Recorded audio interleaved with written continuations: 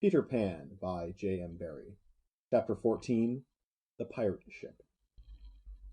One green light squinting over Kidd's Creek, which is near the mouth of the Pirate River, marked where the brig, the Jolly Roger, lay low in the water. A rakish-looking craft foul to the hull, every beam in her detestable, like ground strewn with mangled feathers. She was the cannibal of the seas, and scarce needed that watchful eye, for she floated immune in the horror of her name. She was wrapped in the blanket of night, through which no sound from her could have reached the shore.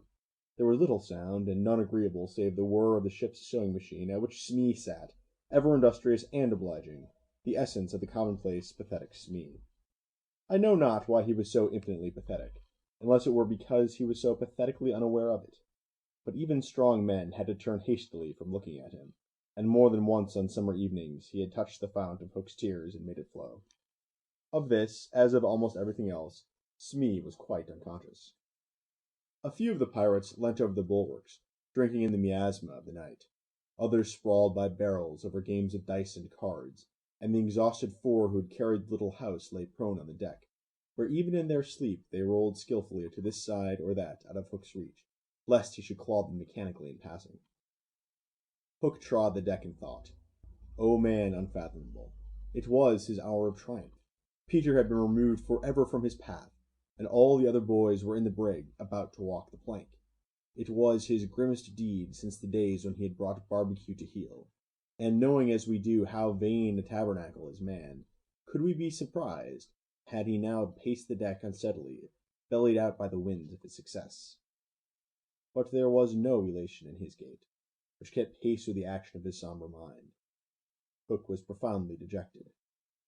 He was often thus when communing with himself on board ship in the quietude of the night. It was because he was so terribly alone.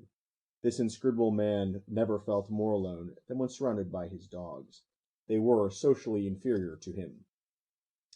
Hook was not his true name. To reveal who he really was would even at this date set the country in a blaze, but as those who read between the lines must already have guessed, he had been at a famous public school, and its traditions still clung to him like garments, with which indeed they are largely concerned.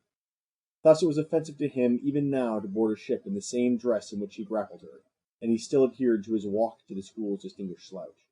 But above all he retained the passion for good form. Good form! However much he may have degenerated, he still knew that this is all that really matters. From far within him he heard a creaking as of rusty portals, and through them came a stern tap, tap, tap, like hammering in the night when one cannot sleep. "Have you been good form to-day?" was their eternal question. "Fame, fame! That glittering bauble, it is mine!" he cried. "Is it quite good form to be distinguished at anything?" the tap-tap from his school replied. "I am the only man whom Barbecue feared," he urged, "and Flint feared Barbecue." "Barbecue, Flint, what house?" came the cutting retort. Most disquieting reflection of all, was it not bad form to think about good form? His vitals were tortured by this problem. It was a claw within him sharper than the iron one, and as it tore him, the perspiration dripped down his tallow countenance and streaked his doublet. Oft times he drew his sleeve across his face, but there was no damming that trickle. Ah, envy not, Hook. There came to him a presentiment of his early dissolution. It was as if Peter's terrible oath had boarded the ship. Hook felt a gloomy desire to make his dying speech, lest presently there should be no time for it. "Better for Hook," he cried, "if he had had less ambition." It was in his darkest hours only that he referred to himself in the third person. "No little children to love me." Strange that he should think of this, which had never troubled him before. Perhaps the sewing machine brought it to his mind. For long he muttered to himself, staring at Smee, who was hemming placidly, under the conviction that all children feared him. Feared him! Feared Smee! There was not a child on board the brig that night who did not already love him. He had said horrid things to them and hit them with the palm of his hand, because he could not hit with his fist. But they had only clung to him the more. Michael had tried on his spectacles. To tell poor Smee that they thought him lovable, Hook itched to do it, but it seemed too brutal. Instead, he revolved this mystery in his mind. Why do they find Smee lovable? He pursued the problem like the sleuth-hound that he was. If Smee was lovable, what was it that made him so? A terrible answer suddenly presented itself. Good form?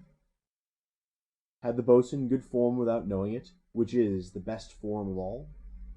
He remembered that you have to prove you don't know you have it before you are eligible for pop. With a cry of rage, he raised his iron hand over Smee's head, but he did not take tear. What arrested him was this reflection. To claw a man because he is good form, what would that be?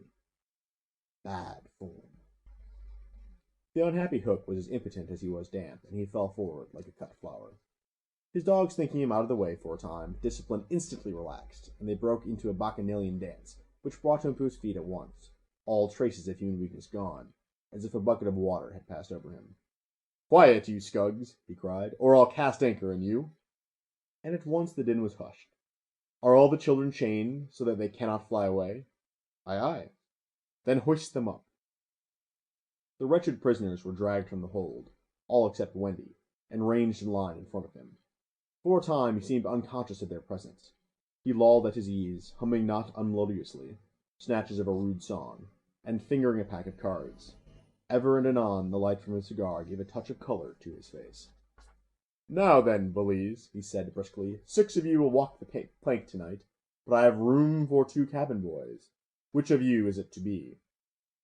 "Don't irritate him unnecessarily," had been Wendy's instructions in the hold, so Toodles stepped forward politely. Toodles hated the idea of signing under such a man, but an instinct told him that it would be prudent to lay the responsibility on an absent person, and though a somewhat silly boy, he knew that mothers alone are always willing to be the buffer. All children know this about mothers, and despise them for it, but make constant use of it. So Toodles explained prudently, "You see, sir, I don't think my mother would like me to be a pirate. Would your mother like you to be a pirate, Slightly?" He winked at Slightly, who said mournfully, "I don't think so," as if he wished things had been otherwise. "Would your mother like you to be a pirate, Twin?" "I don't think so," said the first twin, as clever as the others. "Nibs, would—" "Stow this gab," roared Hook, and the spokesmen were dragged back. "You, boy," he said, addressing John, "you look as if you had a little pluck in you. Didst never want to be a pirate, my hearty?" Now John had sometimes experienced this hankering at maths prep, and he was stuck by Hook picking him out. "I once thought of calling myself Red-Handed Jack," he said diffidently. "And a good name, too. We'll call you that here, bully, if you join." "What do you think, Michael?" asked John. "What would you call me if I joined?" Michael demanded. "Blackbeard Joe." Michael was naturally impressed. "What do you think, John?" He wanted John to decide, and John wanted him to decide.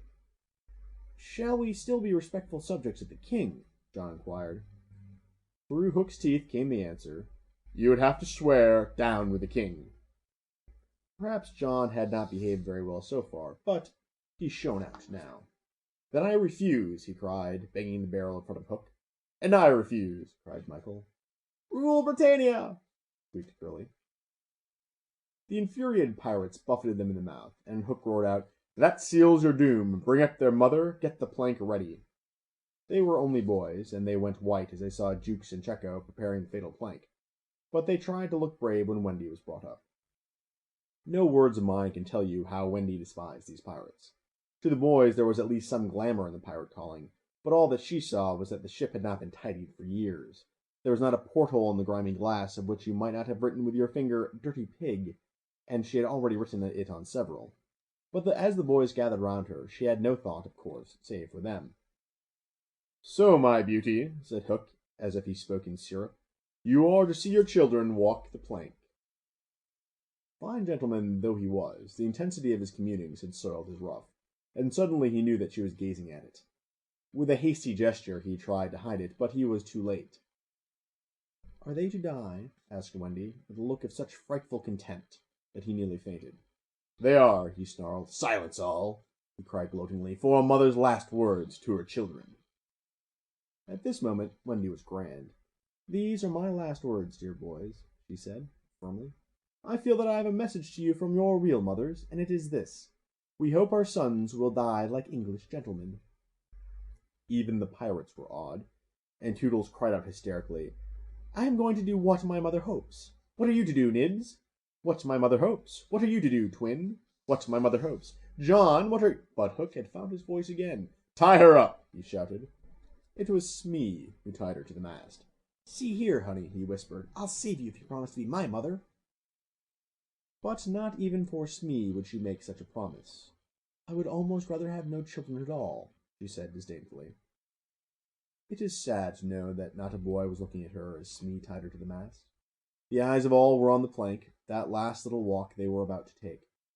They were no longer able to hope that they would walk it manfully, for the capacity to think had gone from them. They could stare and shiver only. Hook smiled on them with his teeth closed and took a step toward Wendy. His intention was to turn her face so that she should see the boys walking the plank one by one, but he never reached her. He never heard the cry of anguish he hoped to wring from her. He heard something else instead. It was the terrible tick-tick of the crocodile. They all heard it, pirates, boys, Wendy, and immediately every head was blown in one direction, not to the water whence the sound proceeded, but toward Hook. All knew that what was about to happen concerned him alone, and that from being actors they were suddenly become spectators. Very frightful was it to see the change that came over him. It was as if he had been clipped at every joint. He fell in a little heap. The sound came steadily nearer, and in advance of it came this ghastly thought. The crocodile is about to board the ship. Even the iron claw hung inactive, as if knowing that it was no intrinsic part of the attacking force wanted. Left so fearfully alone, any other man would have lain with his eyes shut where he fell, but the gigantic brain of Hook was still working, and under its guidance he crawled on the knees along the deck, as far from the sound as he could go. The pirates respectfully cleared a passage for him, and it was only when he brought up against the bulwarks that he spoke. "Hide me," he cried hoarsely. They gathered round him, all eyes averted from the thing that was coming aboard. They had no thought of fighting it. It was fate. Only when Hook was hidden from them did curiosity loosen the limbs of the boys, so that they could rush to this ship's side to see the crocodile climbing it. Then they got the strangest surprise of the night of nights, for it was no crocodile that was coming to their aid. It was Peter. He signed them not to give vent to any cry of admiration that might arouse suspicion. Then he went on ticking. End chapter 14.